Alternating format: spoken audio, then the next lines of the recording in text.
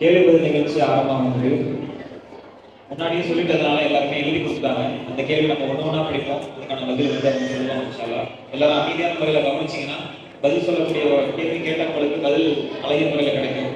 அமைதியான முறையில் கேளுங்க இன்ஷா அல்லாஹ். பெண்களுக்கான பொறுப்புகளில் லெவல் 3 ஆகக்கூடிய விஷயத்தில் சமுதாயத்தை தூய்மையான மார்க்கத்தை நோக்கி அழைப்பதை பற்றி கூறினீர்கள். மேலும் பிள்ளைகள் வளர்ந்துவிட்டால் பெண்கள் வெளியில் தாவா செய்வதை பற்றியும் கூறினீர்கள். இதற்கு தன் சொந்த குடும்பமே எதிர்ப்பு தெரிவித்தால் என்ன செய்வது? இல்லை, எந்த ஒரு விஷயமும் வந்து சக்திக்கு உட்பட்டு தான். அப்போ சொந்த குடும்பம் வந்து ஒத்துழைக்கல அப்படின்னா அதோடைய அந்த இல்லை தூரமாக இருக்கு, அதோடைய அந்த பாவம் வந்து அவங்கள தான் சாரும். அப்போ அல்லாஹ் என்ன சொல்லிட்டான், ஆண்களுக்கு கீழே பெண்களை இருக்க சொல்லிட்டான். அப்போது இந்த தாவாவை பொறுத்த வரைக்கும், அதாவது உங்களுக்கு பொறுப்புக்கு கீழே இருக்கிற அந்த குழந்தைகளை பற்றி தான் உங்களை வந்து அல்லாஹ் விசாரிப்பான். இதெல்லாம் வந்து உங்கள் கணவர் ஒத்துழைக்கிற பட்சத்தில் தான் நீங்கள் வெளியே போய் பண்ண முடியும். அப்போது வீட்டை விட்டு கண்டிப்பாக வெளியே நீங்கள் போகணும் அப்படின்னா உங்கள் கணவருடைய அனுமதி மஸ்ட்டு. இதுக்கு ஏகப்பட்ட ஹதீஸ் இருக்குது. நான் அதை வச்சுருந்தேன், ஆனால் பேசுகிற அளவுக்கு டைம் கிடையாது. ஸோ பெண் அனுமதி இல்லாமல் வெளியே போக முடியாது. அப்போ ஆண்கள் தடுத்துட்டா தயவு செஞ்சு அதை விட்டுருங்க. ஏன்னா வீட்டில் ஃபசாது நடக்கும். இந்த ஃபசாது வந்து அல்லாஹ் வந்து நடத்த, அதுக்கு முதல்ல உங்களுடைய ப்ரிஃபரன்ஸ் வீட்டை அமைதியாக வச்சுக்கிறது தான். வாய்ப்பு இருந்தால் செய்யுங்க, இல்லைன்னா தேவையில்லை. அடுத்த கேள்வி, ஷைத்தானுடைய வரலாறு மீண்டும் மீண்டும் வருவதற்கு காரணம் கூறினீர்கள். பல நபிமார்களுடைய வரலாறு திரும்ப திரும்ப வெவ்வேறு சூறாக்களில் ஒரே மாதிரியாக வருவதற்கு அழுத்தமான நினைவூட்டல் மட்டுமே காரணமா, அல்லது வேறு எதுவும் ஹிக்மத் அதில் உள்ளதா? பொதுவாக குர்ஆன்ல ஒரே வரலாறு திரும்ப திரும்ப எங்கேயுமே வராது. சைத்தானை பற்றி, ஆதம் நபியை பற்றி அல்லது வேற ஒரு நபியை பற்றி வருதுன்னா, திரும்ப திரும்ப வருதுன்னா கண்டிப்பாக பாருங்கள், இதுக்கு முன்னாடி வந்த இடத்துக்கும் இதுக்கும் கொஞ்சம் டிஃப்ரெண்ட் இருக்கும். சில விஷயங்கள் வந்து அடிஷ்னல் இருக்கும், அதில் சொல்லப்படாத விஷயங்கள் இதில் இருக்கும்.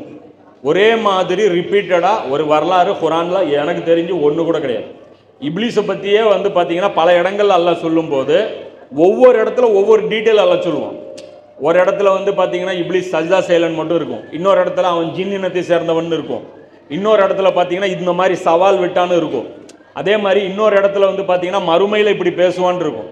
அப்போது 7 இடங்கள்ல வருதுன்னா அது 7மே வந்து பார்த்தீங்கன்னா வித்தியாசமாக இருக்கும். அதே மாதிரி மூசா நபி வரலாறு திரும்ப திரும்ப வரும். தாஹால வரும், 2வது அத்தியாயத்தில் வரும், மறுபடியும் பார்த்தீங்கன்னா 7வது அத்தியாயத்தில் வரும். அப்போ அங்கே வர்ற இடத்துலலாம் பார்த்தீங்கன்னா 2வது அத்தியாயத்தில் வர்ற டீட்டெயிலு 7வது அத்தியாயத்தில் இருக்காது, 7வது அத்தியாயத்தில் வர்ற டீட்டெயிலு தாஹால இருக்காது. அது மாதிரி மாற்றி மாற்றி இருக்கும். அது நினைவூட்டலுக்கு மட்டும் கிடையாது. குர்ஆனுங்கிறது நம்மளுடைய சைக்காலஜியை வந்து ப்ரிப்பேர் பண்ணுறதுக்கான ஒரு டூல். அது அதாவது நம்ம மனித உள்ளத்தை வந்து பக்குவப்படுத்தி நம்மளுடைய சிந்தனையை, நம்மளுடைய பார்வையை அதை வந்து சீராக்கி நமக்கு வந்து ஒரு வாழ்வியல் கண்ணோட்டத்தை கற்றுக் கொடுப்பதற்கான புக் அது. ஸோ அதனால் பார்த்தீங்கன்னா அந்த இடத்துல எந்த நபியுடைய வாழ்க்கையில் எந்த சம்பவம் ஃபிட் பண்ணணுமோ அந்த இடத்துல கரெக்டாக வரும். ஒரு முக்கியமான உபதேசம் அந்த இடத்துல தரணும் அப்படின்னா ஏதோ ஒரு நபியுடைய உபதேசம். ஏன்னா லிவிங் எக்ஸாம்பிள் வச்சு தான் மனுஷன் வந்து வாழ முடியும். வெறும் அட்வைஸே எல்லாம் பண்ணிட்டு இருந்தான்னு வச்சிங்களேன், நீ சொல்லிகிட்டே இருக்கப்பா நான் எப்படிப்பா நடக்கிறதும்பா. ஸோ அதனால் அல்லாஹ் என்ன பண்ணுறான், இதுக்கு முன்னாடி அதே மாதிரி நடந்த ஒரு மனிதருடைய ஒரு வாழ்க்கை வரலாறு வந்து அல்லாஹ் அந்தந்த இடத்துல நம்மளை காமிச்சு வந்து நம்மளை வந்து ப்ரிப்பேர் பண்ணுறான். பொறுமை இருக்கணும் அப்படின்னா நூஹ் அலைஹிஸ்ஸலாம் கொண்டாந்து காட்டுவோம். பாருங்கள், 950 வருஷம் பிரச்சாரம் பண்ணார், நீங்கள் என்ன அவசரப்படுறீங்கம்மா. அப்போது ஒவ்வொரு நபியுடைய வரலாறும் பார்த்தீங்கன்னா அந்த சம்பவத்தோட கனெக்ட் பண்ணி அந்த குர்ஆனோட அந்த ரிலேட்டிவிட்டியோட படிச்சுட்டு வந்தீங்கன்னா அந்த இடம் பர்ஃபெக்டாக மேட்ச் ஆகும். அதை நீங்கள் தொடர்ச்சியாக குர்ஆன் ரிப்பீட் பண்ணும்போது உங்களால் ஃபீல் பண்ண முடியும். இந்த கேள்வி, நபிமார்களுடைய மனைவிமார்கள் முகத்தை மறைத்ததாக வரலாறு உள்ளது, அது நமக்கும் கடமையா? சிலர் முகத்தை மறைக்கலாம் என்கின்றனர், சிலர் தேவையில்லை என்கின்றனர், இது சிறந்தது? அதாவது முகத்தை மறைக்கிறது பொறுத்த வரைக்கும் வந்து பார்த்தீங்கன்னா 2 விதமாகவும் ஹதீஸ் இருக்குது, புரியுதுங்களா? முகத்தை மறைச்ச மாதிரியும் இருக்குது, மறைக்காத மாதிரியும் இருக்குது. ஸோ அது இல்லாமல் இது வந்து மசாயில் சம்பந்தப்பட்ட ஒரு விஷயம். இதில் வந்து இதுக்குன்னு எக்ஸ்பர்ட்ஸ் நிறைய பேர் அதை பற்றி ஆய்வு பண்ணியிருக்காங்க. ஆனால் என்னுடைய பர்சனல் ஒப்பீனியன் எது அப்படின்னு, குர்ஆனுடைய ஒரு தீமுன்னு ஒன்று இருக்குல்ல, ரூஹுன்னு ஒன்று இருக்குல்ல, அல்லாஹ் எதை வந்து விரும்புகிறான் அப்படின்ட்டு, யாரெல்லாம் வந்து தன்னை வந்து ஆண்கள் வந்து அதிகமாக கவனிக்கிறாங்கங்கிறது ஃபீல் பண்ணுறீங்களோ அவங்களாம் முகத்தை மறைக்கிறது நல்லது. புரியுதுங்களா? இப்போ நான் ஒரு பெண்ணாக என்னுடைய இடத்துலேருந்து சொன்னால், நான் ஒரு பெண்ணாக இருந்தால் என்ன பண்ணுவேன் அப்படின்னா, கண்டிப்பாக முகத்தை மறைப்பேன். ஏன்னா முகம்ங்கிறது ஒரு அழகுடைய ஒரு பகுதி தான். அதுவும் வந்து அந்த இளமை காலம் அப்படிங்கும்போது அந்த முகத்துக்குன்னு தனி ஒரு பூஸ்டப் வந்து இருக்கும். என்ன அந்த ஒரு 16 டீனேஜிலிருந்து எடுத்து ஒரு 25 வயசு வரைக்கும் அப்படின்னு எடுக்கும்போது அந்த முகத்துக்கு வந்து ஒரு கவர்ந்து இழுக்கக்கூடிய ஒரு சக்தி வந்து அதிகமாக இருக்கும். ஸோ அந்த நேரத்தில் வந்து தேவையில்லாத ஒரு வசுவாசம் நம்ம ஏற்படுத்துவோம். அதுவும் நம்ம வாழ்கிற சொசைட்டி எப்படிப்பட்டது, சோத்தில் 1008 கண்ட போஸ்டர்லாம் ஒட்டி இருக்கு. அவங்களே வந்து பார்த்தீங்கன்னா சபலத்திலேயே தான் அலைஞ்சிட்டு இருக்கிறாங்க. இந்த மாதிரி நேரத்தில் நம்ம முகத்தை கொண்டு போய் காமிச்சோம்னா நம்ம பின்னாடி என்ன பண்ண ஆரம்பிச்சிருவாங்க, வட்டமிட ஆரம்பிச்சிருவாங்க. ஸோ மேக்சிமம் அவாய்ட் பண்ணுறது சிறந்தது. நான் தான் சொல்கிறேன்ல இங்கே. ஆனால் இது வந்து நான் என்னுடைய ஒப்பீனியனை தான் சொல்கிறேன்னே தவிர, முகத்தை மூடின மாதிரியும் ஹதீஸ்கள் இருக்குது, முகத்தை திறந்த மாதிரியும் இருக்குது. அது உங்கள் சாய்ஸ்.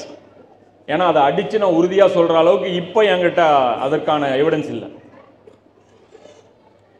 கேள்வி. அஸ்ஸலாமு அலைக்கும். பிள்ளைகளை இந்து மத பள்ளிக்கூடங்களில் சேர்க்கிறோம். அவங்களுடைய கலாச்சார முறைகளை வந்து கற்றுக் கொடுக்குறாங்க. அப்போ நம்ம அங்கே படிக்கிறது தப்பா? முஸ்லீம் ஸ்கூல்ல சேர்க்கலாம் பார்த்தா அங்கே ஃபீஸ் ரொம்ப ஜாஸ்தியாக இருக்கு, என்ன செய்யுது? இது வந்து இந்த ஊர் நிலவரம் நீங்கள் சொல்கிறீங்க. எங்கள் ஊர் நிலவரம் என்ன அப்படின்னு பார்த்தீங்கன்னா, முஸ்லீம் ஸ்கூலில் வந்து அனாச்சாரம் வந்து அதே அளவுக்கு கற்றுக் கொடுக்கப்படுது. புரியுதுங்களா? ஏன்னா அவங்க வந்து மதசார்பற்று இருக்காங்களாம். தான் ஒரு செக்யூலர் அப்படிங்கிறது வந்து அப்படி வெளிப்படுத்திக்கிறாங்களாம். எல்லா பக்கமும் ஒரே தான் இன்னைக்கு கணக்கு. அதனால் வந்து இன்றைக்கி மார்க்க கல்வி நம்ம வீட்டில் போதித்து நம்ம குழந்தைகள் வந்து அந்த சூழலில் போனாலும் அவர்கள் மூலமாக இன்ஃப்ளூயன்ஸ் ஆகாத அளவுக்கு, அது தப்புன்னு நம்ம குழந்தைங்களுக்கு தோன்ற அளவுக்கு நாம் வந்து அவங்கள மோல்டு பண்ணிட்டோம்னா இன்ஷா அல்லாஹ் வந்து தவிர்க்கப்படும். வேறு வழி இல்லை. ஏன்னா சொசைட்டி அப்படி இருக்குது. இது வந்து உங்களை மாதிரி என்ன மாதிரி சாதாரண காமன் மேன் தீர்க்கக்கூடிய பிரச்சனை இல்லை. நம்முடைய தலைவர்கள் ஒரு பிளாட்ஃபார்மில் உட்காந்து இந்த சமுதாயம் இப்படி இருக்குது, இந்த மாதிரி பிரச்சனைகளை சந்திச்சிட்ருக்கு, இதுக்கு ஏதாவது ஒரு சொல்யூஷன் தேடணும் அப்படின்னு அவங்க முன்னெடுத்து இது மிகப்பெரிய லெவலில் அவங்க ஒரு தங்களுடைய அந்த எனர்ஜியை வந்து செலவு பண்ணால் மட்டும்தான் இதை வந்து சால்வேஷன் பண்ண முடியும். வேறு ஆப்ஷனில் படிக்க வச்சு தான் ஆகணும். நாம தான் அதை பக்குவமாக எடுத்து பண்ணிக்கணும். அதுதான் ஜிஎம்ஓ பற்றி கேட்டிருக்காங்க. ஜிஎம்ஓ காய்கறிகள் தான் எங்களை சுற்றி கிடைக்குது. ஜிஎம்ஓ இல்லாத ஃபுட் வெஜிடபிள் வாங்கலாம்னு பார்த்தா எல்லாமே விலை அதிகமாக இருக்குது. அதை சாப்பிட்டா அது வந்து ஹராம் லிஸ்ட்னு சில ஆளுங்கள் சொல்கிறாங்க. அதனால துவா ஏற்றுக்கொள்ளப்படாதுன்னு சொல்கிறாங்க. அதை சாப்பிட்டா இந்த சூழ்நிலையில் என்ன செய்யறதுன்னு இல்லை. இப்போ அந்த ஜிஎம்ஓ இருக்கட்டும், பிராய்லர் கோழியாக இருக்கட்டும், இது எல்லாத்தை பற்றியுமே இப்போ நபிசுல்லாஸ்லம் வந்து தஜ்ஜாலை பற்றி சொல்லும்போது என்ன சொல்கிறாங்க, தஜ்ஜால் ஒரு பொய் சொல்கிறான்னு வச்சிங்களா, தஜ்ஜால்கிட்ட வந்து போயிட்டு நீங்கள் ஆர்கியூமெண்ட் பண்ணிகிட்டு இருக்காதீங்க. ஏன்னா அவன் கன்வின்ஸ் பண்ணுறதுக்கு நிறைய ஆர்கியூமெண்ட் வச்சுருப்பான். நீங்கள் ஒரு விஷயம் அவனுக்கு எதிராக பேசுனீங்கன்னா அவன் 10 விஷயம் உங்கள்கிட்ட பேசுவான். அதனால் அவன் பின்னாடி டைம் வேஸ்ட் பண்ணாதீங்க அப்படிங்கிறாங்க. இப்போ நீங்கள் போய் ஹார்மோன் இன்ஜெக்ஷன் வந்து இதுக்கு போடுறாங்க அப்படின்னா அவங்க நிறைய விளக்கம் கொடுக்குறாங்க. ஒரு ஹார்மோன் இன்ஜெக்ஷன் 500 ரூபா வரும், இது 100 ரூபா விற்கிற கோழிக்கு நாங்கள் 500 இன்ஜெக்ஷன் போடுவோமா அப்படிங்கிறாங்க. அப்போ நாம் என்ன பண்ணோம், ஹார்மோன்னு என்னன்னு ஸ்டடி பண்ணோம். ஹார்மோன் ஸ்டடி பண்ணுறதுக்கு நான் கெமிக்கல் இன்ஜினியராக மாறணும். ஒவ்வொரு சப்ஜெக்ட்டுக்கும் நான் ஒவ்வொரு இன்ஜினியராக மாறி நான் சொல்லணும். அல்லது ஒரு இஸ்லாமிய அரசு என்ன பண்ணோம், இந்தந்த விஷயங்கள்லாம் நாங்கள் எங்கள் லேபில் டெஸ்ட் பண்ணோம், இதெல்லாம் ஹராம் கேட்டகரியில் வருது, இது ஹலால் கேட்டகரியில் வருது அப்படின்னு சொல்லணும். அப்படி எந்த இந்திய முஸ்லீம் அரசாங்கமோ இது வரைக்கும் உணவுப் பொருட்களை பிரித்து சொன்ன மாதிரியும் இல்லை. அப்படி நம்ம அறிஞர்களுக்கு ஒரு கவலை இருக்கிற மாதிரியும் அங்கே வெளிநாட்டில் இருக்கிற இந்த இஸ்லாமிய அறிஞர்களுக்கு இருக்கிற மாதிரியும் தெரியல. ஸோ இப்போதைக்கு நமக்கு வந்து சக்திக்கு உட்பட்டு தான் எல்லாம் குற்றம் பிடிப்பான். தெளிவாக தெரியுதா, கோழியா உயிர் இருக்கா, பிஸ்மில்லா சொல்லி அறுத்தீங்களா, சாப்பிடுங்க அல்ஹம்துலில்லாஹ், அவ்வளோதான். புரியுதுங்களா? நீங்கள் அதாவது இதனால் அது பாதிப்பு, இதனால் அது ஹராமுங்கிற லெவல் வந்து இன்றைக்கி நம்ம வந்து சொல்ல முடியாது. திட்டவட்டமாக நாம் வந்து அது ஹராமுன்னு சொல்லணும் அப்படின்னா தெளிவான ஆதாரம் வேணும். அப்போ ஜிஎம்ஓவை பொறுத்த வரைக்கும் வந்து இதில் நிறைய விஷயம் இருக்குது. ஒன்று ஜெனட்டிக்கலி மாடிஃபைட் பண்ணுறது, இன்னொன்று வந்து பார்த்திங்கன்னா இந்த ஒட்டு முறை, அந்த ஹைப்ரிட்னு ஒன்று இருக்குது, இந்த ஒட்டு செடின்னு ஒரு முறை இருக்குது. இந்த மாமரம் எடுத்திங்கன்னா இத்துளுண்டு இருக்கும், ஒரு அடிக்கு வரும், அதுலேயே நிறைய பழங்கள் இருக்கும்.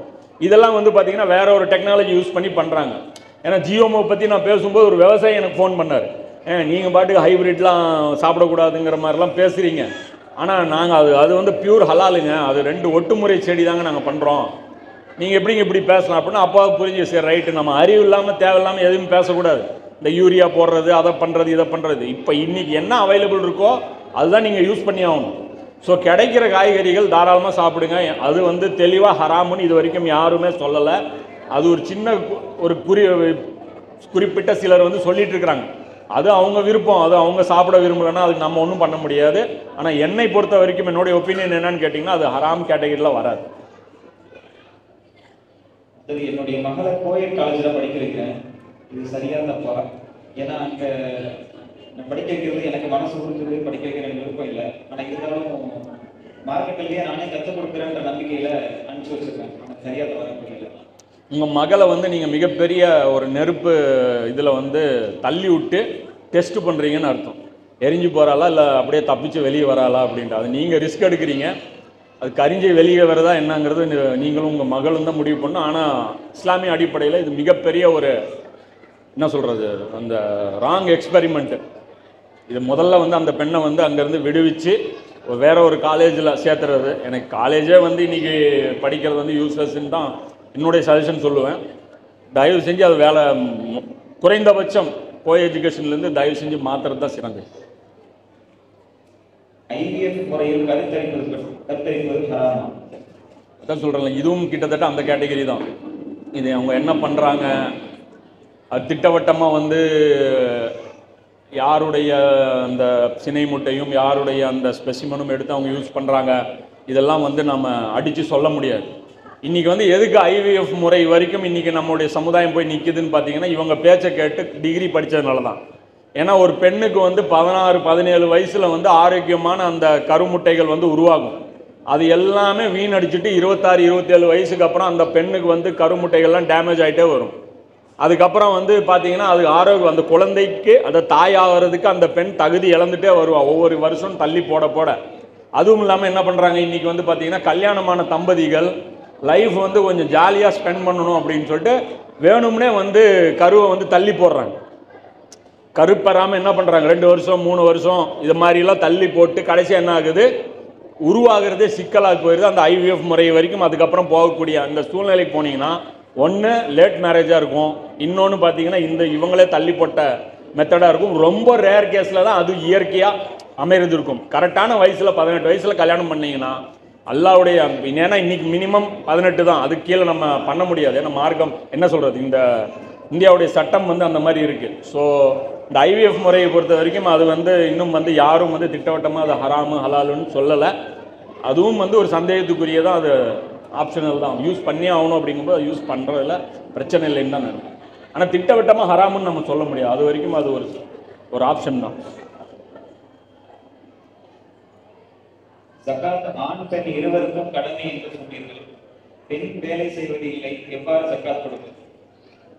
ஆண்கிட்ட வாங்கலாம் காசு, இந்த மாதிரி ஜக்காத்து கொடுக்கணும், இந்த மாதிரி நீங்கள் வந்து எனக்கு பணம் கொடுங்க அப்படின்னு சொல்லி வாங்கலாம். சரி, ஆண் வந்து அவரே வந்து ஏழையாக இருக்கிறாரு, ரொம்ப அவரே அண்ணாடங்காட்சியாக இருக்காரு, அவரால் முடியாது அப்படின்னா உங்கள் ஜக்காத்துடைய நகை இருக்கு இல்லையா, அதுலேயே ஒரு பகுதியை வந்து நீங்கள் என்ன பண்ணணும், கழிச்சு வாங்க. ஒரு கட்டத்தில் 11 பவுன் வந்துருச்சுன்னு வச்சுங்க, அதுக்கப்புறம் ஜக்காத் போகாது, அது வந்து ஒரு எண்டு நின்றுக்கும். புரியுதுங்களா? அப்போ இவ்வளோ உலகத்தை என்ஜாய் பண்ணால் போதும், கொடுத்துருக்க காசுக்கு இவ்வளோ என்ஜாய் பண்ணால் போதும், அதுக்கு மேலே போகக்கூடாது. கொடுத்து தான் ஆகணும். ஆனால் கம்பல்சரி உங்களுக்கு தான் கேள்வி வரும்.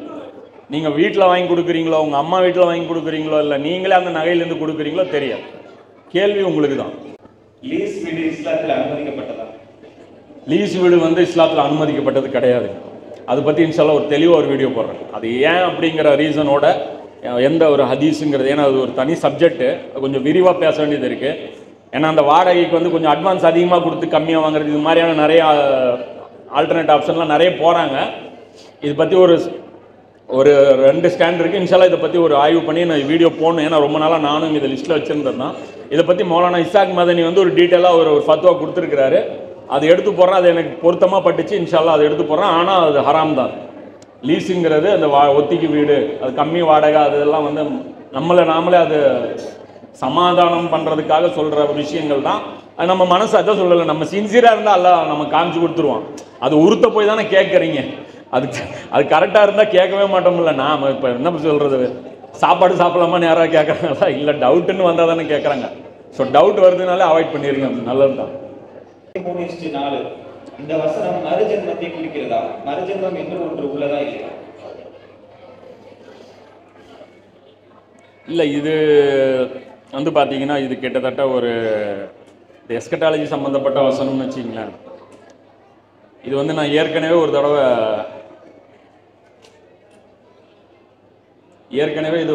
நான் சொல்லியிருக்கேன். இந்த ஹதீஸு வந்து பார்த்தீங்கன்னா இறுதி நூற்றாண்டில் இறுதி சமுதாயம்ல இந்த வசனத்தை வச்சு நான் அது சொல்லியிருந்திருப்பேன். வரக்கூடிய காலகட்டம் நபி ஸல்லல்லாஹு அலைஹி வஸல்லம் அவர்களுக்கு பிந்தைய காலகட்டத்தை விட முந்தைய காலகட்டம் வந்து சிறந்ததாக இருக்கும் அப்படின்ட்டு. இப்போ நபி ஸல்லல்லாஹு அலைஹி வஸல்லமுடைய அந்த லைஃப்பில் எடுத்தீங்கன்னா, இந்த ட்ராவலில் நீங்கள் எடுத்தீங்கன்னா ஸ்டெப் பை ஸ்டெப்பாக வந்து பார்த்தீங்கன்னா அந்த இம்ப்ரூவ்மெண்ட் தான் இருந்தது. அதே மாதிரி நபி ஸல்லல்லாஹு அலைஹி வஸல்லமுடைய அந்த உம்மத்துடைய அந்த கிளைமேக்ஸ் எடுத்தீங்கன்னா, வெறும் அரபு தீபகற்பத்தில் மட்டும் இருந்த இஸ்லாத்தை விட உலகம் முழுவதும் இஸ்லாம் போய் சேருங்கிறது நபி ஸல்லல்லாஹு அலைஹி வஸல்லம் அவர்களுக்கே எடுத்து காட்டப்படுது. ஸோ இது அதை தான் பேசுதே தவிர இது வந்து மறுஜென்மங்கிற அந்த கான்செப்ட் பேசல. இஸ்லாத்தை பொறுத்த வரைக்கும் அது மாதிரியான ஒரு விஷயமே கிடையாது. ஏன்னா நமக்கு பொறுத்த வரைக்கும் ஒரே ஒரு பிறப்பு தான், ஒரே ஒரு இறப்பு தான், மறுபடியும் நம்ம வந்து மறுமையில் ஒரு பிறப்பு, அவ்வளோதான். மற்றபடி இங்கே மறுஜென்மங்கிற கான்செப்ட் நம்ம இதில் கிடையாது. இது அந்த மாதிரியும் பேசலை. பெண்களோட கடமைகள் பற்றி சொன்னீங்க, கணவனுக்கு கட்டுப்பட்டு நடக்க சொன்னீங்க. ஆண்கள் தன் மனைவிக்கு செய்யக்கூடிய கடமைகள் பற்றி சொல்லுங்க. முக்கியமா மனைவியிடம் நேரம் செலவழிக்காமல் இருப்பது பற்றி சொல்லுங்க. இல்லை, பொதுவாக இன்னைக்கு வந்து பார்த்தீங்கன்னா சமூகமே வந்து எல்லாமே தப்பாக இருக்கு.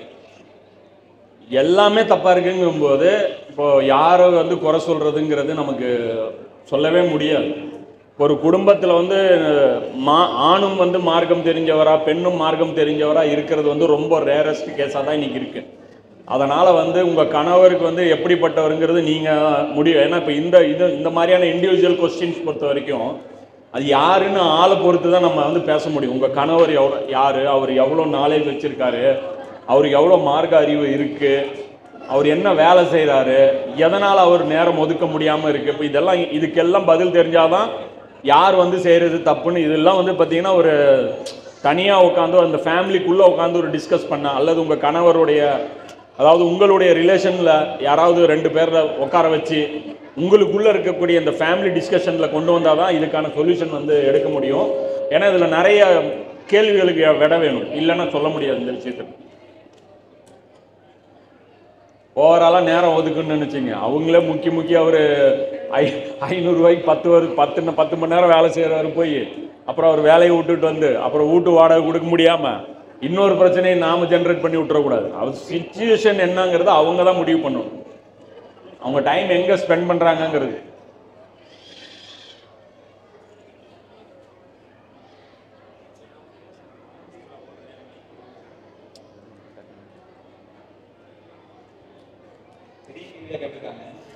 விசேஷ நாட்கள்ல நான் முஸ்லீம் வீட்டுல இருந்து தரக்கூடிய கடவுளுக்கு படைக்காதது தாங்கன்னு சொல்லி நம்ம கேட்டு வாங்கி சாப்பிடுறோம். ஆனா அல்லாஹ் குர்ஆன்ல சொல்லும்போது ஹலால் ஹராம் பத்தி நிறைய விஷயங்கள் சொன்னான். அதுல வந்து மெடிக்கல் சம்பந்தமான காரணங்களும் இருக்கு. ஒரு ஆட்டையோ மாட்டையோ நம்ம வந்து அறுக்கிறோம் அப்படின்னா அதை இப்படிதான் அறுக்கணும், வழி தெரியாத மாதிரி இந்த மாதிரி அறுக்கணும்னு சொல்லி ஒரு மெத்தட் இருக்கு. அந்த மெத்தட்னால ரத்தம் ஊட்டப்படுது அப்படின்னு நம்ம சொல்றோம். ஆனா இந்த ரத்தம் அல்லாஹ்வின் பேர் கூறப்படாததையும் சாப்பிடக்கூடாதுன்னு சொல்லி அல்லாஹ் சொல்றான். நம்மளோட எல்லாமே இந்த விலங்கு சம்பந்தப்பட்டதை சொல்ற மாதிரி இருக்கு. ஆனா ஒரு இந்துடைய வீட்டுல அதிரசம் கொடுக்குறாங்க, ஏதாவது ஒரு கடவுளுக்கு படைச்சு கொடுக்குறாங்க. இது எப்படி வந்து ஹராமா நம்ம எடுக்கிறது? இதுல அறுத்து கொள்ளையிட்டு ஒரு மாதிரி பேர் சொல்றதா எதுவுமே இல்லையே அப்படின்னு கேட்டிருக்காங்க. திருப்பதி லட்டில வந்து ஹராம்னா 400 பூந்தி மட்டும் நம்மளுக்கு ஹலால் ஆகணும் அப்படிங்கிற மாதிரி கேட்டிருக்காங்க. இல்லை இது என்னன்னா, இந்த கேள்விக்கு வந்து நான் பதில் சொல்றதை விட யூசுப் அல் கர்லாவி இருக்கார்ல, அவர் இந்த கேள்விக்கு பதில் சொல்றாரு. பொதுவாக ஹராம் ஹலால் விஷயங்கள் நம்ம எடுத்து பேசும்போது அதோடைய காரணங்களை வந்து நம்ம பட்டியல் போடக்கூடாது. நமக்கு பொறுத்த வரைக்கும் அல்லாஹ் இப்படி செய்ய வேணான்ட்டான், அவ்வளோதான், முடிஞ்சு போச்சு. அது நம்ம சாட்டிஸ்ஃபேக்ஷனுக்கு நாம் ரிசர்ச் பண்ணி வச்சுக்கலாம், அவ்வளோதான். அதை ஹைலைட்டாக கொண்டு போய் நீங்கள் மக்கள் மத்தியில் பிரச்சாரம் பண்ணும்போது ஒரு காரணத்தை நீங்கள் முன் வச்சு ஹராமாக்கும் போது அந்த காரணம் நீங்கிடுச்சுன்னா நீங்கள் அதை ஹராம்னு சொல்ல முடியாது. உதாரணத்துக்கு முஸ்லீம் அல்லாதவர் ஒருத்தர் இருக்கார், பிஸ்மில்லா சொல்லியே அறுக்கிறார், ஆனால் இது சாப்பிடக்கூடாது. குர்ஆன் என்ன சொல்லுது? அல்லாஹ் பெயர் கூறப்படாதது தான் சாப்பிடக்கூடாதுன்னு சொல்லுது. ஆனால் முஸ்லீம் அல்லாத ஒருத்தர் பிஸ்மில்லா சொல்லி அறுத்தா சாப்பிடக்கூடாது. அதே புதுசாக இஸ்லாத்துக்கு வந்த ஒருத்தர் பிஸ்மில்லா சொல்ல மறந்துட்டார், ஆனால் அறுத்துட்டார், அதை நீங்கள் சாப்பிடலாம். இது மார்க்கத்துடைய ஃபத்வா, இது எல்லாருக்கும் தெரிஞ்ச ஃபத்வா. இது புரியுதுங்களா? அப்போ நீங்கள் எப்படி ஜஸ்டிஃபை பண்ணுவீங்க? ஏண்டா உங்கால் அறுத்தா எப்படி அறுத்தாலும் ஓகே, எங்கால் அறுத்தா பிஸ்மில்லா சொல்லி அறுத்தாலும் சாப்பிடும், எல்லாம் எங்களுக்கு தெரியும். அல்லாவுடைய பெயர் வந்து உளப்பூர்வமாக சொல்லப்பட்டிருக்கணும். அப்போ அவன் நம்புறவன், ஆனால் உளப்பூர்வம் மறந்துட்டான். மறதியின் காரணமாக அவன் சொல்லலை, அல்லது அறியாமையின் காரணமாக அவன் சொல்லலை. இவங்க அல்லாவையே நம்பலை, இது அல்லா படைச்ச மிருகம்னே அவங்க நம்பலை. ஸோ அது ரெண்டுக்கும் வித்தியாசம் இருக்கு. இது கூட நான் சொல்ற காரணம் தான், இதுவும் காரணம் கிடையாது. இந்த சினாரியோல இப்படி நடந்துக்க சொல்லி ரசூல்லா சொன்னாங்க, இந்த சினாரியோல இப்படி நடந்துக்க சொல்லி ரசூல்லா சொன்னாங்க. இந்த ஜஸ்டிஃபிகேஷன் கொடுக்க போய் தான் வந்த பிரச்சனை இது. ஸோ அதனால வந்து பார்த்தீங்கன்னா, இப்போ ஒரு வாழைப்பழம் இருக்கு, ஒரே இதில் மரத்திலிருந்து எடுக்கப்படுற 2 வாழைப்பழம், ஒன்று பூஜை செய்யப்பட்டது, இன்னொன்று பூஜை செய்யப்படாதது. ஹராம் ஹலாலுங்கிறது நம்ம உடலுக்கு தீங்கானதுன்னு நீங்கள் ப்ரூவ் பண்ணீங்கன்னா, இப்போ இந்த 2 வாழைப்பழமும் சாப்பிட்டா கலந்தாலே நம்மளால் கண்டுபிடிக்க முடியாது எந்த வாழைப்பழம் பூஜை செய்யப்பட்டது, எது பூஜை செய்யப்படாததுன்னு. அப்புறம் எப்படி ஜஸ்டிஃபிகேஷன் கொடுப்போம்? ஸோ அந்த ஜஸ்டிஃபிகேஷன் கொடுக்கறத முதல்ல நிறுத்தணும். எல்லாத்துக்கும் சயின்டிஃபிக்காக நான் பதில் சொல்கிறேன் அப்படின்னு நினைக்கிறேன், அந்த அளவுக்கு நமக்கு அறிவு கிடையாது அதில். ஆனால் அல்லாஹ் சொல்கிறேன்னா கண்டிப்பாக ரீசன் இருக்கணுமா இல்லையா? அந்த பூஜை செய்யப்பட்ட பொருட்கள் சாப்பிடாதீங்கன்னு அல்லாஹ் சொல்கிறான்னா கண்டிப்பாக அதில் ஒரு நன்மை கண்டிப்பாக இருக்கும், இல்லாமல் அல்லாஹ் சொல்ல மாட்டான். அது அல்லாஹ் குரான்லேயே சொல்லியிருக்கும் போது அதில் 2 வேறு கருத்தோ அங்கே ஆய்வு பண்ணுற, அதுதான் இப்போ அந்த வசனம் சூரா அஹ்ஸாப்ல வரக்கூடிய வசனம் சொன்னோம். அல்லாஹ்வும் அவனுடைய ரசூலும் ஒரு காரியத்தை முடிவு செய்தால் அதில் அபிப்பிராயம் சொல்வதற்கு கூட முஸ்லீமுக்கு அனுமதி கிடையாது. ஸோ அதனால் இந்த அபிப்பிராயம் சொல்ல போய் தான் என்ன ஆயிடுச்சுன்னா, இது மாதிரி நிறைய கேள்விகள் வந்து இடக்கு முடக்கா கேள்வி கேட்கப்படுது. அதனால் இந்த கேள்வியை வந்து அவாய்ட் பண்ணணும், இது மாதிரியான போக்கு வந்து கடைபிடிக்காது. ஆணுக்கும் பெண்ணுக்கும் கல்யாணம் செய்ய வேண்டிய சரியான வயது என்ன? பொருளாதார நெருக்கடி இருந்தால் ஆணுக்கு எத்தனை வயதில் கல்யாணம் பண்ணலாம்? அதாவது ஆணுக்கு பெண்ணுக்கு வந்து இன்னைக்கு நீங்கள் விரும்பின வயதெல்லாம் இன்னைக்கு கல்யாணம் பண்ண முடியாது. இன்னைக்கு கவர்மெண்ட் பண்ணியிருக்கிற மினிமம் வயது எனக்கு தெரிஞ்சு ஆணுக்கு 21, பெண்ணுக்கு 18ன்னு நினைக்கிறேன். அதனால் முடிஞ்ச வரைக்கும் 18 வயசில் பெண்ணுக்கு முதல்ல கல்யாணம் பண்ணிடுங்க. +2 படித்தாலும் ஒன்றும் பிரச்சனை இல்லை, ஸ்கூலுக்கு அனுப்பிட்டே கல்யாணம் பண்ணி ஒன்றும் பெருசாக கிடையாது. இதுக்கு முன்னாடிலாம் உலகம் அப்படி தான் இயங்கிட்டு இருந்துச்சு. இன்னைக்கு வந்து பையன் வந்து அவன் சொந்த காலில் நின்னா தான் கல்யாணம் பண்ணி வைக்கிறேன்னு வைக்கிறாங்க. அந்த பையன் சொந்த காலில் நிற்கிறதுக்கு முன்னாடி எத்தனை வாட்டி விபச்சாரம் பண்ணுறான்னு உங்களுக்கு யாருக்காவது தெரியுமா? எவ்வளோ பெரிய பாவத்தை வந்து இந்த பெற்றோர்கள் வந்து சம்பாதிச்சுட்டு இருக்காங்கன்னு தெரியுமா? நான் சொல்கிறது அருவருப்பாக இருக்கலாம், கொச்சையாக இருக்கலாம், இன்னும் உடச்சி பேசுதுன்னா உட்கார முடிய மாட்டீங்க. ஆனால் இதுதான் நிஜம், கண்ணாடி இது, நம்ம பார்த்து தான் ஆகணும். இன்றைக்கி நம்ம குழந்தைகளுடைய ஃபோனுடைய ஹிஸ்ட்ரி எடுத்து, கூகுளுடைய ஹிஸ்ட்ரி எடுத்து டச் பண்ணி பாருங்கள், அவ்வளோ அருவருப்பாக இருக்கும். அவ்வளோ கொடூரமான உலகத்தை வந்து அவங்க ஃபேஸ் பண்ணிகிட்டு இருக்காங்க. அதனால் தயவு செஞ்சு பெண்களுக்கு 18ஆம் தேதி இன்னைக்கு நைட்டு 12 மணிக்கு 18 வயசு உங்கள் பொண்ணுக்கு வருதுன்னா 1 மணிக்கு கல்யாணம் பண்ணிடுங்க. 21 வயசு உங்கள் பையனுக்கு இன்னைக்கு நைட்டு வருது 12 மணிக்கு அப்படின்னா தயவு செஞ்சு 12:15க்கு ஒரு 12:30 கல்யாணம் பண்ணி வச்சுருங்க. இதுதான் என்னுடைய அட்வைசபிள் டைம். என் குழந்தைங்களும் நான் அப்படி தான் பண்ண போகிறேன். இன்ஷால்லாம் நீங்கள் பார்க்க தான் போகிறீங்க. சாதாரணமாக பண்ணலாம், கல்யாணம்லாம் ஒன்றும் பெரிய விஷயம் கிடையாது. எனக்கு தெரிஞ்ச ஒருத்தர் சேலத்தில் இருக்கிறார், 6 கல்யாணம் பண்ணியிருக்காங்க அவங்க குழந்தைங்களுக்கு. ஒரே ஆளுக்கு இல்லை, 6 குழந்தைக்கு 6 கல்யாணம். சரியா? ஒரு குழந்தைக்கு கூட பத்திரிக்கை அடிச்சது இல்லையா?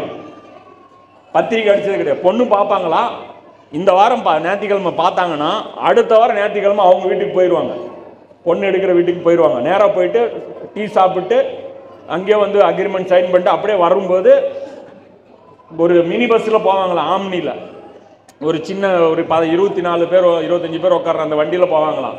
வரும்போது ஒருத்தனை பஸ்ஸில் இறக்கி விட்டு பொண்ணை உட்கார வச்சுட்டு கூப்பிட்டு வந்துடுவாங்களாம். இதுதான் கல்யாணம் அவங்க மெத்தடு.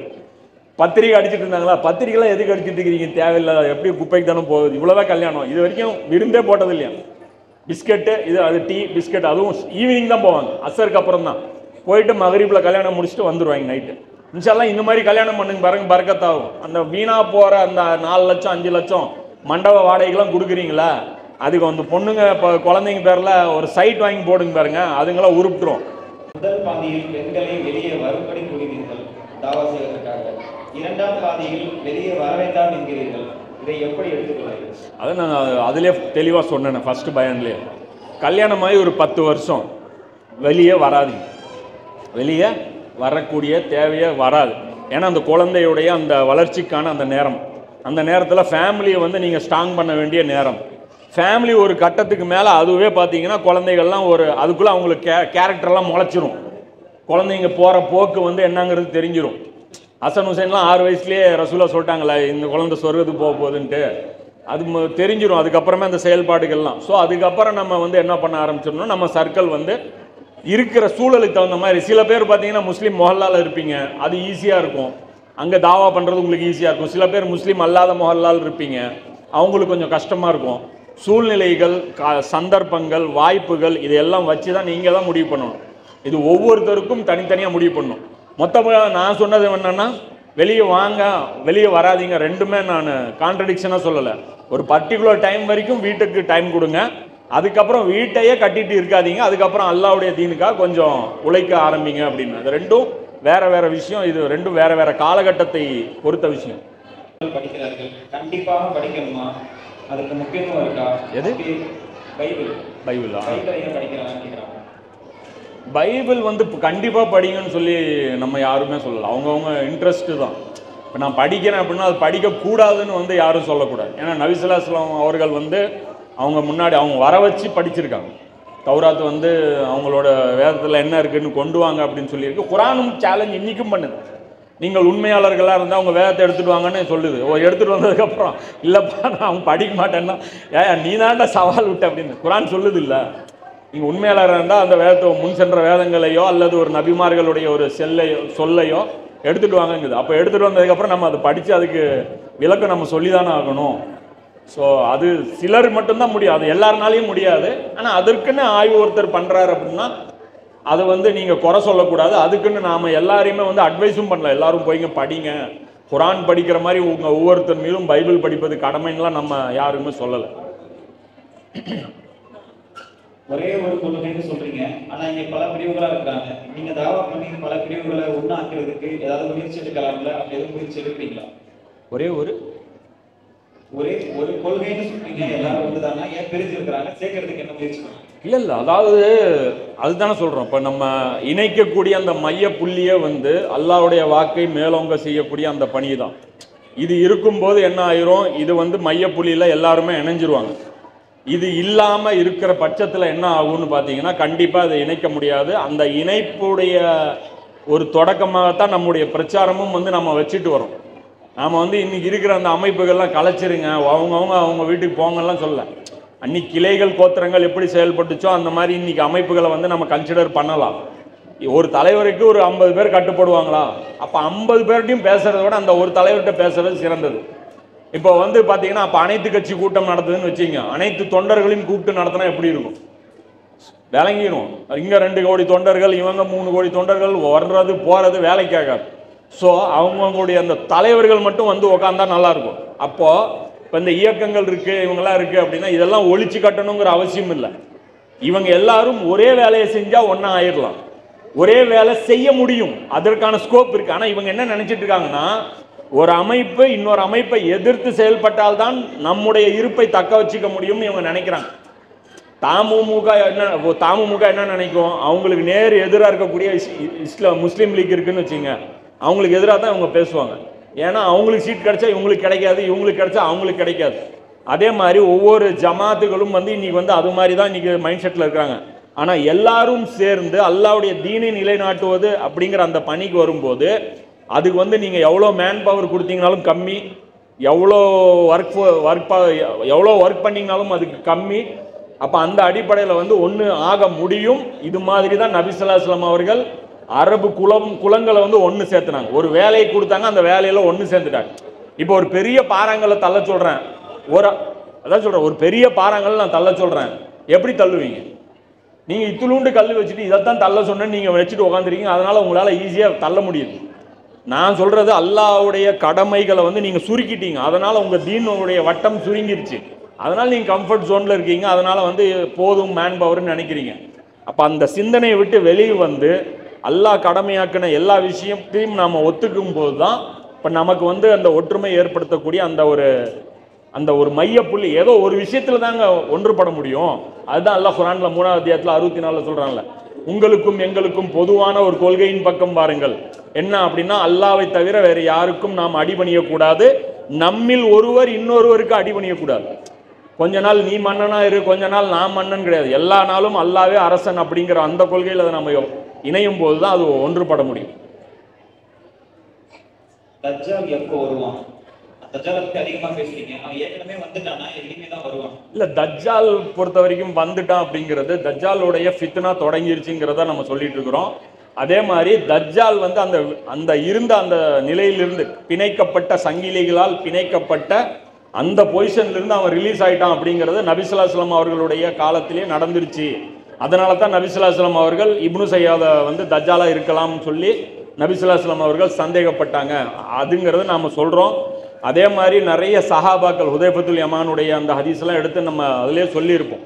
ஸோ தஜ்ஜால் மனித உருவத்தில் வருவது வந்து அது இறுதி காலகட்டத்தில், அது 3ஆம் உலகப் போர் நடக்கணும், அதுக்கப்புறம் கான்ஸ்டான்டினோப்பிளுடைய வெற்றி நடக்கணும், இமாம் மஹதி வெளிப்படணும், அதுக்கப்புறம் மனித உருவத்தில் நபி ஸல்லல்லாஹு அலைஹி வஸல்லம் சொன்ன மாதிரி ஒரு யூதனாக, சுருட்டை முடி கொண்டவனாக, வளைந்த அந்த கால்கள் கொண்டவனாக, அந்த கால்களுக்கு இடையில் இடைவெளி கொண்டவனாக, இளைஞனாக, ஆணாக வருவான். தஜ்ஜால் மனித உருவத்தில் வருவான். அது கான்ஸ்டான்டினோப்பிள் வெற்றி நடந்து அதுக்கு உடனே நடக்கும். அதுக்கு முன்னாடி 3ஆம் உலகப் போர் நடந்ததுக்கு அப்புறம் தான் இது எல்லாமே நடக்கும்.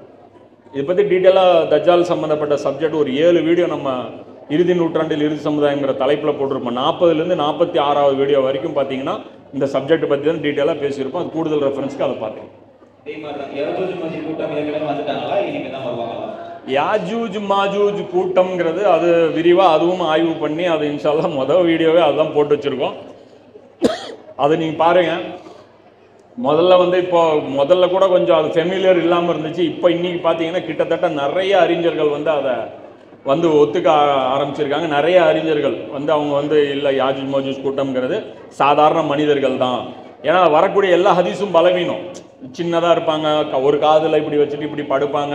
இந்த விஷயங்கள் எல்லாமே வந்து பலவீனமான ஒரு செய்தி. மற்றபடி வந்து நாம் வந்து இந்த மாதிரி ஒரு இவ்வளோ பெரிய கூட்டத்தை அடைக்க முடியுமா, அல்ல இப்படி மறைக்க முடியுமா, நம்ம அந்த மாதிரியான லாஜிக்கல் கொஸ்டின்லாம் கேட்டு யாஜூஜ் மாஜூஜ் விஷயத்தை நம்ம வந்து மறுக்கலை. யாஜூஜ் மாஜூஜ் விஷயத்தை பொறுத்த வரைக்கும் அதை வந்து விரிவாக ஆய்வு பண்ணி அது ஒரு 4 பாகங்களாக அது போட்டிருக்கோம். இன்ஷால்லா அந்த வீடியோவில் டீட்டெயில் உங்களுக்கு கூடுதலாக இருக்கும். நீங்கள் அது ஒரு இந்த இடத்துல ஒரு கொஸ்டினில் வந்து அதை கவர் பண்ண முடியாது. சுலைமான் அலைஹிஸ்ஸலாமுடைய ஆட்சியில் அவர்கள் சதலத்தை பார்க்குறாங்க, பார்த்தோம்னா துவா செய்கிறாங்க, எனக்கு கொடுத்த இந்த ஆட்சியை இதுக்கப்புறம் வேறு யாருக்கும் கொடுக்கக்கூடாது அப்படின்னா அந்த இடத்துல தஜ்ஜால் வந்து உட்காருவான்னு நீங்கள் சொல்கிறீங்களே, அப்படியா தான் இறைத்தூதர் சுலைமான் அலைஹிஸ்ஸலாமுடைய துவா ஏற்றுக்கொள்ளப்படலையா? இல்லை, அது சுலைமான் நபி என்ன சொன்னாங்க, எனக்கு பின்னாடி இந்த ஆட்சி தொடரக்கூடாதுன்னு தான் துவா செஞ்சாங்க. சரிதா, இந்த ஆட்சி வந்து தொடரக்கூடாது, அடுத்த ஆட்சி வந்து இதோட அழிச்சிடலாம் அப்படின்னு. அப்போ அந்த துவா தான் வந்து நிறைவேற்றப்பட்டுச்சு. தஜ்ஜால் அந்த இடத்துல வந்து ஆட்சி செய்வான் அப்படிங்கிறது வந்து இன்னும் சொல்ல போனால் தஜ்ஜால் அந்த ஸ்பாட்டுக்கு வந்து ஆட்சி செய்வான்லாம் நம்ம சொல்லலை. தஜ்ஜால் இந்த முழு உலகத்தை ஆட்சி செய்வான்ட்டு தான் நம்ம சொல்கிறோம். ஆனால் அவன் அங்கே உட்காந்துட்டு செய்வான்லாம் சொல்லலை. இன்னும் சொல்லப்போனால் நேரடியாக ஹதீஸ்களே இருக்குது. 3 இடங்களில் தஜ்ஜால் நுழைய மாட்டான்ட்டு. 1 ஹரமு, 2வது மஸ்ஜிது நபவி, 3வது பைத்துல் முகத்தஸ். இந்த 3 இடங்களில் அவன் நுழைய முடியாங்கிறது தான் நாமளும் சொல்கிறோம்.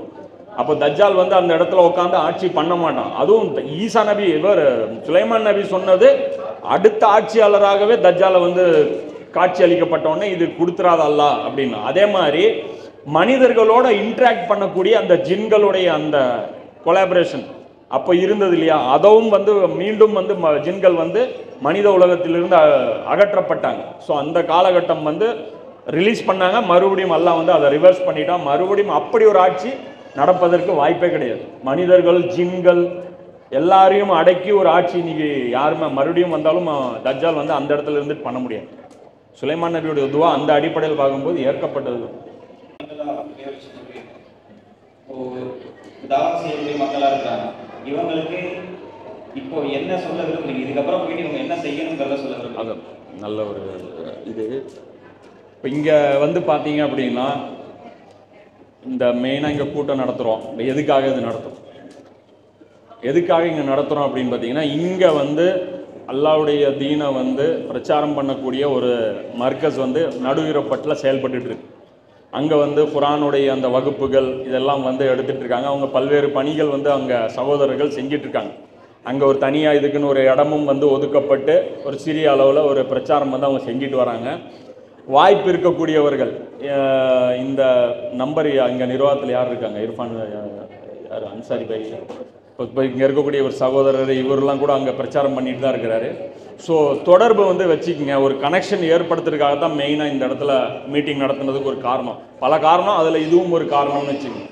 அப்போ அந்த இடத்துல யாராவது தொடர்ச்சியாக டச் வச்சுக்கும் போது என்ன நடக்கும்னா, நம்ம தொடர்ந்து தீனுடைய விஷயங்களில் நம்மளை வந்து ஃப்ரெஷ்ஷாக வச்சுக்க முடியும். நம்முடைய ஈமானை வந்து அப்பப்போ புதுப்பிச்சுட்டே இருக்கணும். நம்ம என்னதான் வீட்டில் உட்காந்து நம்ம என்னதான் தனிமையில் இருந்தாலும், நம்ம குரானே படித்தாலும் சரி, நமக்கு ஒரு கட்டத்தில் வந்து பார்த்திங்கன்னா சோர்வு தொய்வு ஏற்படும். ஸோ அதுக்காக வந்து பார்த்திங்கன்னா அப்பப்போ மூமின்கள் ஒரே சிந்தனை கொண்டவர்கள் ஒன்று சேர்ப்பது நடக்கும்போது அந்த நேரத்தில் ஈமான் வந்து இன்னும் வந்து வலுப்பெறும். ஸோ அது மாதிரியான தொடர்புகள் நீங்கள் வலுப்படுத்திங்க. இன்ஷா அல்லாஹ் வாய்ப்பு இருக்கிறவங்க இந்த சம்மந்தப்பட்ட அந்த நடுவிறப்பட்ட சகோதரர்கள் அவருடைய, ஆனால் கம்பல்சரி ஒரு டச்சு வச்சுக்கிட்டிங்கன்னா உங்களுக்கு அது நல்லது. ஏன்னா அந்த இந்த இது இருக்கு இல்லையா, அட்மாஸ்பியரு, இதுக்குன்ட்டு அல்லாஹ் ஒரு பர்க்கத் வச்சுருக்கான். இது வந்து நம்ம இவ்வளோ நேரம்லாம் கவனமாக வந்து வீட்டில் உட்காந்துலாம் நம்ம ஒரு சப்ஜெக்ட்லாம் கேட்க மாட்டோம். இங்கேங்கும்போது எல்லாரோட சேர்ந்து இருக்கும்போது அதுக்குன்னு இந்த சபைக்குன்னு ஒரு பர்க்கத் இருக்குது. அதன் மூலமாக வந்து ஈமான் வந்து நம்மளுக்கு வந்து ஃப்ரெஷ்னஸ் ஆகும். ஸோ அதனால் மோஸ்ட்லி கான்டாக்ட் வைக்கிறதுக்கு மேக்ஸிமம் முயற்சி பண்ணுங்கள். எங்கள் நம்பருக்கும் கான்டாக்ட் பண்ணுங்கள், இல்லைன்னா இப்போ ஒரு நம்பர் சொல்லுவார், அதை சகோதரர் நோட் பண்ணிங்க. ஆமாம்,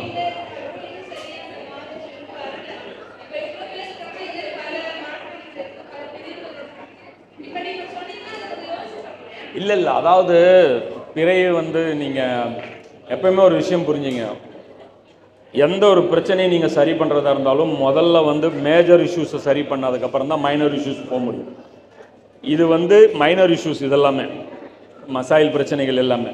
முதல்ல நம்ம மேஜர் இஷ்யூ என்னென்னா, இந்த தௌஹீதுலேயே நம்ம வந்து இன்னும் கோளாறுல இருக்கும். அதாவது தௌஹீதில் எது எல்லாம் இன்க்ளூடு, வெறும் அல்லாவை நம்புறது, அல்லாவை வணங்குறது, வணக்க வழிபாடு செய்கிறது, அல்லாவிடத்துல பிரார்த்தனை செய்கிறது, இது மட்டும்தான் தௌஹீதா? அப்போ வாழ்க்கையுடைய மற்ற துறைகள் எல்லாம் அல்லாவுக்கு கட்டுப்படுறதுங்கிறது தௌஹீதில் வராதா? புரியுது இல்லையா? அப்போ தௌஹீதிலே இன்னும் நம்ம கிளாரிட்டி கிடையாது. ஸோ அல்லாஹ் என்ன சொல்கிறான், உங்களுக்கும் எங்களுக்கும் பொதுவான ஒரு கொள்கையில் முதல்ல ஒற்றுமை ஏற்படுத்தணுங்கிற ஒரு எண்ணம் இருந்தால் இங்கேருந்து ஸ்டார்ட் பண்ணுங்க. அப்போ இங்கேருந்து ஸ்டார்ட் பண்ணும்போது நம்ம இஸ்லாமிய சமூகம் மட்டும் இல்லை, எல்லாரையுமே நம்ம ஒன்றுபடுத்த முடியும். முஸ்லீம் அல்லாதவர், அதாவது கிறிஸ்தவர்கள் யூதர்கள் உட்பட நான் சொல்கிறது, அங்கேருந்து சரி பண்ணிட்டு வரும்போது எல்லாமே கரெக்ட் ஆயிரும். ஸோ அது வரைக்கும் இந்த மாதிரியான சப்ஜெக்ட் அவங்கவுங்க போக்கில் விட்டுருணும். இது வந்து பார்த்தீங்கன்னா இப்போ இன்றைக்கி ஒரு இஸ்லாமிய அரசாங்கம் வருதுன்னே வச்சுக்கோங்க, தொழுகையில் 20 ரக்காத்து தராவி வச்சுவாங்களா, 8 ரக்காத்து நடத்துவாங்களா? அவங்கவுங்க மர்கஸில் எப்படி நடக்குதோ அப்படி தான் நடக்கும். இதுக்கு வந்து ஒரு முடிவெல்லாம் இன்றைக்கி வராது. எப்படி வந்து சில விஷயங்கள் வந்து நபி ஸல்லல்லாஹு அலைஹி வஸல்லம் அவர்கள் என்ன சொன்னாங்க, காபாவை நான் இடித்து கட்டுறதுக்குன்னு நினைக்கிறேன், ஆனால் இடித்து கட்டினா இன்றைக்கி என்ன ஆயிரும், எனக்கு கெட்ட பேர் வந்துடும், அதனால் நான் தொட விரும்பலைன்னாங்களே, அது மாதிரியான சப்ஜெக்ட்ஸ் இதெல்லாமே. இது வந்து இவங்க ஒன்றும் நபிக்கு மாற்றமாக செய்யணும்லாம் அவங்க செய்யல. அவங்க என்ன சொல்கிறாங்க, இது நபி இப்படி செஞ்சாங்க நாங்கள் அதனால் செய்கிறோங்கிறாங்க. இவங்க என்ன சொல்கிறாங்க, ஹுலஃபாய் ராஷிதீன் உமர் அலியவன் இப்படி செஞ்சாங்க அதனால் நாங்கள் செஞ்சோங்கிறாங்க. அதில் ரெண்டுமே செய்யலாங்கிறது தான் ஒரு நிலைப்பாடாக இருக்கணும். அது மாதிரி பிறை விஷயத்தில் பொறுத்த வரைக்கும் அவங்கவுங்க இன்னும் இருக்காங்கன்னு வச்சிங்களேன், அவங்க போக்கில் விடுறது தான் நடக்குது. இதை வந்து பிரச்சாரமாக நம்ம மாற்றணும்னு வச்சிங்களேன், மிகப்பெரிய பிரச்சனை வரும். ஏன்னா இது சொல்யூஷன் கொண்டு வரவே நிறைய இந்த மாதிரியான சின்ன சின்ன விஷயங்கள் கொண்டு வர முடியாது. ஏன்னா நபி ஸல்லல்லாஹு அலைஹி வஸல்லம் காலத்தில் இருந்த மாதிரி ஒரு ஹதீஸை வந்து இன்றைக்கி நாம் வந்து ஜட்ஜ் பண்ண முடியாது, அடித்து நம்ம சொல்ல முடியாது. இந்த ஹதீஸ் ரசூலா இப்படி தான் சொன்னாங்க. ரசூலா காலத்தில் நேரடி உத்தரவுகள் இருந்துச்சு. இப்போ இன்றைக்கி வந்து நம்ம புத்தகங்களில் ஒவ்வொருத்தரும் புரிஞ்சுக்கிட்டதன் அடிப்படையில் டிரான்ஸ்ஃபர் ஆகி தான் நம்ம இன்றைக்கி பார்த்துட்ருக்கோம். ஸோ அதனால் இதெல்லாம் சிக்கலான பிரச்சனை. இது இப்போதைக்கு இதை டச் பண்ணாமல் இருக்கிறது தான் நல்லது. முடிஞ்சதா? வலைக்கும் சலாம். குர்ஆன் கிளாஸ்ல 49 பார்ட்ல முஸ்லிம் வந்து சடங்கு சம்பிரதாயங்களை கரெக்டா பண்றாங்கன்னு சொன்னீங்க. சத்தம் முஸ்லிம் வந்து சடங்கு சம்பிரதாயங்களை கரெக்டா பண்றாங்கன்னு சொன்னீங்க. ஆனா 3 விஷயங்கள் மட்டும் கோட்டை விடுறோம் அப்படின்னு சொன்னீங்க. அந்த 3 விஷயம் என்னது? இல்லை அதிலே நான் சொல்லியிருப்பேன் இல்லையா, மொத்தம் 6 விஷயம் தீனுங்கிறது. அதாவது தனிநபர், அதாவது குடும்பவியல், சமூகம், பொருளாதாரம், அரசியல், ஆன்மீகம். புரியுதுங்களா? அப்புறம் வந்து சடங்குகள். இப்போ இந்த 3 விஷயங்கள்ங்கிறது நம்பிக்கைகள், சடங்குகள், வழிபாடுகள். இப்போ இந்த 3 விஷயங்கள், நம்பிக்கைகள்ங்கிறது அல்லாஹ் ஒன்றா ரெண்டான்னு நம்புறது. புரியுதுங்களா? அல்லாவுக்கு ரசூலா இல்லையான்னு நம்புறது. சடங்குகள் பொறுத்த வரைக்கும் குழந்தை பிறந்துச்சுன்னா என்ன பண்ணுறது, கல்யாணம் நிக்கானா என்ன, வலிமானா என்ன, தலாக்குனா என்ன, இதெல்லாம் சடங்குல வரும். வழிபாடுகள்ங்கிறது தொழுகை, நோன்பு, ஜக்காத்து, ஹஜ்ஜு இதில் வரும். அதே மாதிரி மக்கள் சமூக வாழ்வு இருக்கு இல்லையா, சொசைட்டி, இந்த சமூகத்துடைய ஸ்ட்ரக்சர், சோசியல் ஸ்ட்ரக்சர் எப்படி இருக்கணும், ஆண்கள் துறைகள் எப்படி இருக்கணும், பெண்கள் துறைகள் எப்படி இருக்கணும், இது வந்து பார்த்தீங்கன்னா இன்றைக்கி நம்ம கையில் இல்லை, இன்றைக்கி வந்து இது அரசுடைய கையில் இருக்குது. அதே மாதிரி பொருளாதாரம் வட்டி அடிப்படையில் இருக்கணுமா, பேங்கிங் சிஸ்டம் எப்படி இயங்கும், காகித பணத்தில் இருக்கணுமா இல்லை தங்கம் வெள்ளி அது மாதிரி அதுக்குன்னு ஒரு ஓன் வேல்யூ இருக்கணுமா, இது முடிவு பண்ணக்கூடிய அதிகாரம் இன்னைக்கு நம்ம கிட்ட இல்லை. அதெல்லாம் வந்து பார்த்தீங்கன்னா கவர்மெண்ட் இருக்கு. அதே மாதிரி அரசியல், ஆட்சியாளரை தேர்வு எப்படி செய்யணும், ஒரு விஷயத்தை அனுமதிக்கிறது எப்படி, தடை செய்வது எப்படி, இது பற்றி யார் முடிவு செய்வது, இந்த அத்தாரிட்டி வந்து இன்னைக்கு வந்து எம்எல்ஏ எம்பிசி உங்ககிட்ட இருக்கு. இப்போ இந்த சப்ஜெக்டும் வந்து பார்த்தீங்கன்னா அரசாங்கத்திட்ட தான் இருக்கு. அப்போ நம்ம 3 விஷயங்கள் மட்டும்தான் இப்போ இன்னைக்கு நம்ம கையில் இருக்கு. ஆனால் இந்த 3 விஷயங்கள் நம்ம கையில் இல்லை, இதுவும் தீனுடைய ஒரு அம்சம் தான் அப்படிங்கிற புரிதல் நமக்கு இருக்கணும். புரியுதா இல்லையா? ஒரு விஷயம் தப்புன்னு தெரிஞ்சு சூழ்நிலையினால் நான் இப்படி இருக்கேன் அப்படிங்கிறது ஒரு நிலை, ஒரு விஷயம் தப்புனே உணராமல் இருக்கிறது ஒரு நிலை. இந்த நிலைக்கும் இந்த நிலைக்கும் வித்தியாசம் இருக்கு. இப்போ உணவே கிடைக்காத ஒருத்தன் பன்னிக்கறி சாப்பிட்றான், ஆனால் பன்னி ஹராமுன்னு தெரிஞ்சு சாப்பிட்றான். ஒருத்தன் என்ன பண்ணுறான், டெய்லி பன்னிக்கறி சாப்பிட்டுட்டே இருக்கான். திடீர்னு அவனுக்கு ஒரு நாள் ஆட்டுக்கறி கடிச்சிருச்சு, அப்போ அவன் என்ன பண்ணுவான், அப்போ கூட அவன் பண்ணி தான் சாப்பிடுவான், ஏன்னா அவனுக்கு ஹராமுன்னு தெரியலல்ல. ஸோ இந்த ரெண்டுக்கும் வித்தியாசம் இருக்கணுங்கிறது மட்டும்தான் நம்ம சொல்கிறோம். சூழ்நிலை மாறும்போது, நம்ம இடத்துல அதிகாரம் வரும்போது நாம் அது அல்லாஹ்வுக்கு உண்டானதாக அந்த 3 துறைகள் ஆக்கணும் அப்படிங்கிறத சொல்கிறோம். அஸ்ஸலாமு அலைக்கும் வரஹ்மத்துல்லாஹி வபரகாத்துஹு. வலைக்கும் சலாம். எனக்கு என்ன முஹர்ரம், ஷபே பராத் அந்த மாதிரி நாட்கள் எல்லாம் நோன்பு வைக்கலாமா? அதாவது முஹர்ரம் பொறுத்த வரைக்கும் ஆதாரம் இருக்குது. ஷபே பராத்து பொறுத்த வரைக்கும் வந்து பார்த்திங்கன்னா அது ஒரு மிக்சடு, அது வந்து கலவையான செய்திகள் வந்து நமக்கு கிடைக்குது. சில ஹதீஸ்களில் பார்க்கும்போது நபி ஸல்லல்லாஹு அலைஹி வஸல்லம் வந்து ஷாபானில் வந்து நிறைய நோன்பு வைப்பாங்க, ரமலானுக்கு வந்து தயாராவாங்க அப்படின்னு சொல்லி ஹதீஸ்கள் பார்க்க முடியுது. அது குறிப்பிட்டு 15ஆம் தேதி தான் அது அந்த மாதிரிங்கிற அதுதான் கிடைக்கிறது இல்லையே தவிர, அந்த அடிப்படையில் பார்க்கும்போது ஷாபான் மாதத்துலேயும் நபி ஸல்லல்லாஹு அலைஹி வஸல்லம் அவர்கள் நோன்புகள் வச்சிருக்காங்க. முஹர்ரம் மாதத்துலேயும் நபி ஸல்லல்லாஹு அலைஹி வஸல்லம் அவர்கள் அந்த பிறை 10ஆம் தேதி, அதாவது ஆஷுரா அன்னைக்கு நோன்பு வச்சுருந்துருக்காங்க. அப்போ அது ரெண்டுமே இருக்கக்கூடிய விஷயம்தான். ஆனால் அந்த ஷாபானில் 15 தான் அப்படிங்கிறதுக்கு தீர்மானமாக எனக்கு தெரிஞ்ச வரைக்கும் இல்லை. ஆனால் சுன்னத் ஜமாத்தில் அதை வைக்கிறாங்க. நமக்கு பொறுத்த வரைக்கும் அதில் உடன்பாடு கிடையாது. இன்னொரு கேள்வி, என்னன்னா ஒரு சில புத்தகத்துல இந்த மாதிரி ஏதாச்சும் ஒரு துவா கொடுத்து இதை 100 தடவையோ இல்லை 500 தடவையோ படிச்சா கடகாலத்துல இருக்கிற பாவங்கள் எல்லாம் மன்னிக்கப்படும் இருக்கு, அதெல்லாம் உண்மையா? அதான், அது நீங்கள் எந்த துவா, அது ஹதீஸ் இருக்கா, அந்த ஹதீஸ் சஹியானதா, அதெல்லாம் பார்த்து தான் முடிவு பண்ண முடியும். சில விஷயங்கள் அப்படி இருக்கு, 100 முறை இஸ்திஃபார் கேட்பது, 100 முறை செய்வதுன்ற மார்க்கத்தில் உள்ளது தான். சில விஷயங்கள் சுபானல்லா அல்ஹம்துலில்லாஹ் 33 தடவை சொல்லும்போது அது வந்து ஒரு பேக்கேஜாக எடுக்கும்போது ஒரே ஒரு இது சிக்கர் மட்டும் 34 தடவை சொல்லி 100 முறை வந்து சொல்ல வேண்டியது வரும். ஸோ அது மாதிரி சில விஷயங்கள் இருக்குது, சில விஷயங்கள் இல்லை. இப்போ இன்றைக்கி வந்து பார்த்தீங்கன்னா பொதுவாக இப்போ நீங்கள் கேட்குற அடிப்படையில் பார்க்கும்போது பொதுவாக சுன்னத் ஜமாத்தில் பார்த்தீங்கன்னா இது மாதிரியான அத்தன்டிசிட்டி இல்லாத விஷயங்கள் நிறைய வந்து அவங்க பரப்புகிறாங்க. அப்போ அது நீங்கள் ஒவ்வொன்றும் வந்து நீங்கள் அலசி ஆராய்ஞ்சு நீங்கள் அந்த முடிவு, அப்போ அந்த ஒவ்வொரு விஷயத்துக்கும் நீங்கள் தனியாக ஆய்வு பண்ணி தான் முடிவு பண்ணணும். ஒரு துவா சொல்றேன், அது நைட்ல வந்து ஒரு தடவை படிச்சா கடலால இருக்க சிங்ஸ்லாம் அழியும்னு சொன்னாங்க. லா இலாஹா இல்லல்லாஹு வஹ்தஹு லா ஷரீக லஹு லஹுல் முல்கு வ லஹுல் ஹம்து வ ஹுவ அலா குல்லி ஷைஇன் கதீர் லா ஹவ்ல வ லா குவத இல்லா பில்லாஹில் அலியுல் அஸீம் சுப்ஹானல்லாஹி வல்ஹம்துலில்லாஹி லா இலாஹா இல்லல்லாஹு வல்லாஹு அக்பர். அதாவது இந்த மாதிரியான பாவங்கள் கடல் நுரைய அளவுக்கு இருந்தாலும் அழியும், இது மாதிரி சொல்லப்படுறது எல்லாமே சின்ன சின்ன பாவங்கள், புரியுதுங்களா? இதில் வந்து இந்த சின்ன சின்ன மிஸ்டேக்ஸ் இருக்கும், அதெல்லாம் வந்து பார்த்திங்கன்னா அந்த எரர் வந்து நமக்கே தெரியாமல் நடந்துருக்கும்.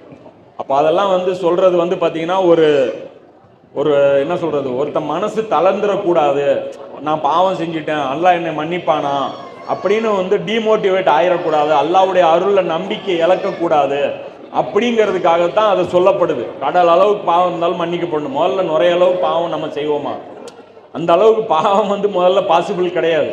ஸோ அதெல்லாம் வந்து ஆர்வம் ஊட்டுறதுக்காக சொல்லப்பட்டதா. நீங்கள் சொன்ன திக்கர்லாம் ஹதீஸில் இருக்கக்கூடிய ஒரு திக்கர் தான்.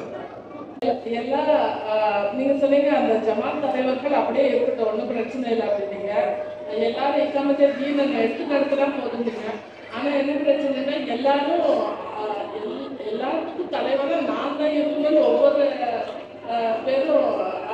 இருக்காங்கல்ல, இது நம்ம எப்படி தவறு? இல்லை நான் அதான் சொல்கிறேன் இல்லைங்கம்மா, அது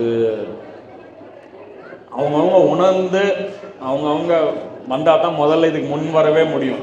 இங்கே வந்து யார் லீட் பண்ணுறதுங்கிறது வந்து அடுத்த கேள்வி. அது முதல்ல வந்தால் தான் அடுத்த கேள்வியே எழும். ஸோ அதனால் ஃபஸ்ட்டு லெவல் வராமல் ரெண்டாவது லெவலை பற்றி நம்ம டிஸ்கஸ் பண்ணுறதே அப்படி ஒரு யூஸாக இருக்காதுன்னு. ஓகே, முடிச்சுக்கலாம்.